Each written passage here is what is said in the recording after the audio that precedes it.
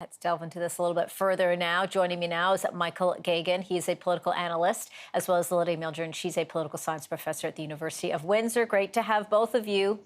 Hi, Angie. So what are your thoughts on what we just heard there? Do you think that the Prime Minister and Bill Morneau are too closely involved in all of this? Well, it certainly looks like it. I mean, they both of them have family members who have had really close ties to the We Foundation. They've benefited financially. And the fact that they didn't see that as a problem when they were discussing this in cabinet, and they didn't, just basically declare a conflict of interest is quite shocking, considering that we've already had two ethics violation reports from the ethics commissioner, specifically against Justin Trudeau and his inability to differentiate between his private life and his private privilege and decisions by the government. Michael, what do you think? Yeah, I tend to agree. This is political science 101. If you're in a conflict of interest, you recuse yourself. You don't give sole source contracts. You go to competitive bidding. If they had followed those basic steps, this controversy would not exist. Michael, it's interesting you say this is political science 101. A lot of questions circling saying this is politics 101. Should not the Prime Minister, his aides, those that have been guiding him in all of this have said, look, okay, now that you're in this position, you need to take a look at where who you're affiliated with and what kinds of relationships you have. Your thoughts on this? Because as Lydia pointed out, this is now strike three. Yeah, it is strike three. And, Justin Trudeau grew up, very wealthy. His father was prime minister. So certainly the circles that he moved in were, at the highest level. So it's not unusual that he and his family members would have these kind of connections. But that's even more reason why he would need to be taking steps to be seen to be arm's length, rather than it being a sort of chummy little club of friends and insiders getting this multi-million-dollar contract, that speaking engagement, et cetera, et cetera. It's just, it's a situation where taxpayers look on and are going, what are we paying for here? And like I say, if you recuse yourself and you do go to competitive bidding, then the taxpayer has some confidence that the best candidate or organization was selected. Lydia, your thoughts here on that. Of course, now an investigation into conflict of interest has been launched by the ethics commissioner. What do you think this is going to mean for the Prime Minister? His reputation, of course, involved in all of this, his wife, his mother, his brother.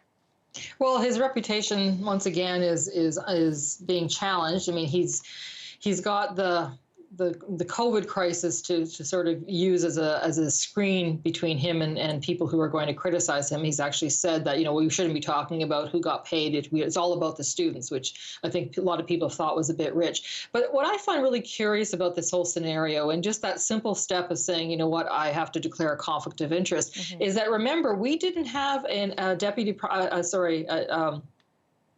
I forget what the term is, Deputy Prime Minister in the last round. And what he did this time around is he named Chrystia Freeland as his Deputy Prime Minister. And you think, okay, here's a perfect reason why you would have one and what their role would be. And that's especially in these cases. I mean, clearly he's a person of privilege. Clearly he's going to have lots of these relationships. And this is where you could say, in these instances, even though the bureaucracy has done their due diligence and this is their recommendation, nonetheless, because of my family ties, nonetheless, because of what I've done with this organization in the past, I have to step aside and let Chrystia Freeland chair this meeting. What do you both think? That easy. Sorry, go ahead, Lydia. No, I'm just saying it's that easy. That's how simple it could have been. Yeah. What do you think is going to come out of all of this? I want to get both your thoughts. Lydia, let's start with you first on this. Again, we've looked into two other previous incidents now. Now this is a third. Is there anything that's going to come out of this? Anything concrete? In this case, we are dealing with a minority government. Yeah, we're dealing with a minority government, and nobody wants an election. The Conservatives don't have a leader. The Bloc are sitting pretty happy with the seats they have. Yeah, so nobody has an appetite. And remember, he was found in violation of ethics 2 times before, and it didn't really harm him that much. Yes, he has a minority government, but nonetheless, he's still won and he's still prime minister. So, by the time we do get to another election, this may be forgotten. The opposition parties are obviously going to bring it up, but I don't know if Canadians are going to judge him on that. As long as the check's still in the mail and they don't get a big tax bill in a year's time or 2 years whenever we get to election time, they might actually survive this. This is a short-term thing. And the fact that Bill Morneau and the Finance Department made that press release today tells you that they're in damage control, but they're trying to get ahead of the story. They don't want anyone else to uncover this. So they've learned something from the SNC-Lavalin affair, and that is to actually answer the questions when asked. Right, exactly, even before they're going to be asked. Michael, your thoughts, because of course the word accountability is going to be coming up again, saying, wait a second, the government's supposed to be accountable. Canadians want answers. Well, exactly. And I think whether or not anything concrete is going to come out of this is going to depend entirely on two things. How damning the report of the ethics commissioner is, and whether or not the RCMP investigate and what the outcome of that investigation is. And so, for example, if we have a very negative or scathing report from the ethics commissioner, that will put into question his leadership. And certainly, if we have any kind of criminal investigation by the RCMP, that will seriously put in question his ability to stay on as prime minister. But certainly, as was said just now, the Liberals at least have learned that they've got to be in damage control and try and get ahead of this issue. What do you think? Let's talk about the Conservatives a little bit on this, because, of course, as both of you mentioned there, they don't have a leader. They're in the midst of all of this. Don't really have strong cards in their hands right now, other than to be calling out, as they've asked for an investigation. But the Conservative stance on this and what they could potentially do with all of this. Michael, let's start with you. Yeah, well, I think what's going to happen is, obviously, they want to get their leadership convention out of the way and have a new leader.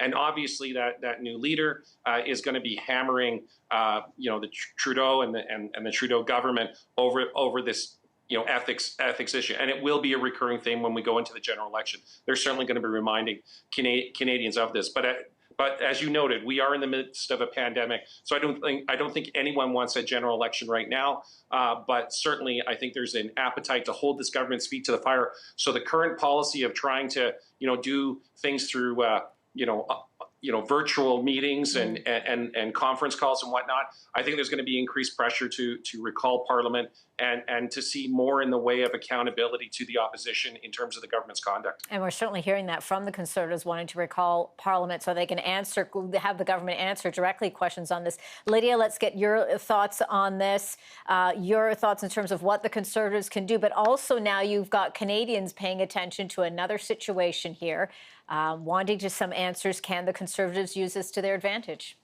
They can try. I think the timing's not good for them, though the ethics report might be in better stead. If they have a leader at that time when that report comes out, that leader can really make a lot of headlines and get a lot of attention. Calling for the Prime Minister's resignation is usually the standard way to go about these things.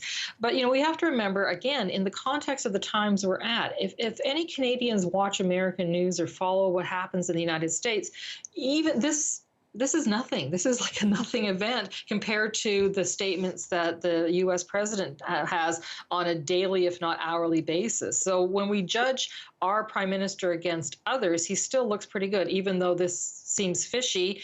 At the end of the day, they had good intentions, and that's what they're going to say. So I'm not sure that the Conservatives are going to be able to use this to full advantage. I think that some of it's already been discounted just because we've had various ones in the past. And also, remember the context of the last election. If Justin Trudeau can survive a blackface scandal, then he certainly is very much made of Teflon. Yeah, well, I think we'll be talking about this certainly over the next few days as more information perhaps does come out. But you both make excellent points here in terms of where we're standing. And again, we're in the midst of a pandemic where Canadians are saying, let's just get through this before we have to tackle anything else.